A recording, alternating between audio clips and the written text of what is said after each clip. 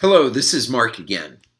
Where did you get your first ideas of how to motivate, how to inspire, how to lead, how to get others to do the things that you wanted them to do? If you're like me, if you're like others, you probably learned it from your parents, your grandparents, those that were around you when you were growing up. And again, if you're like me, if you're like others, one of the sayings you probably heard over and over again was, "Because I told you so." Son, go take the trash out. Dad, why do I have to do it now?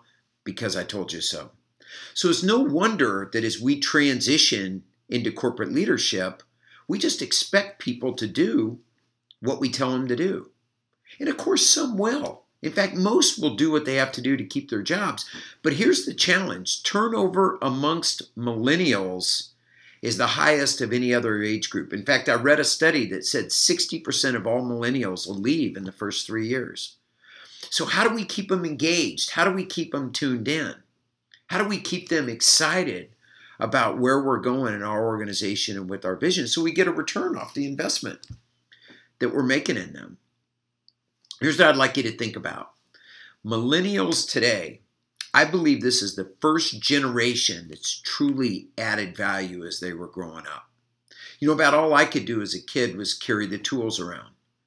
But kids today, they bring value. They've got perspective on social media. They've got perspective on diversity. They've got perspective on websites and this whole digital commerce arena that we're in. So it's my feeling that they want to be empowered because they've been empowered growing up. So let me give you 3 things to think about that I believe will help bring tighter alignment, that will help bring tighter unity of your team of millennials. Number 1, clarity. Be crystal clear about what you want and why you want it. Number 2, have a dialogue. Don't just direct, have a dialogue. What I mean by a dialogue is ask for their input. Get them involved. Let them bring some input into what they think is the best way to achieve the goals, what they think is the best way to accomplish the vision, to accomplish the mission. And then number 3, think about how you can inspire them.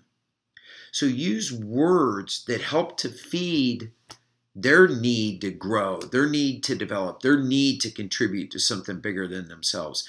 Don't ever hesitate to talk about the why behind the what.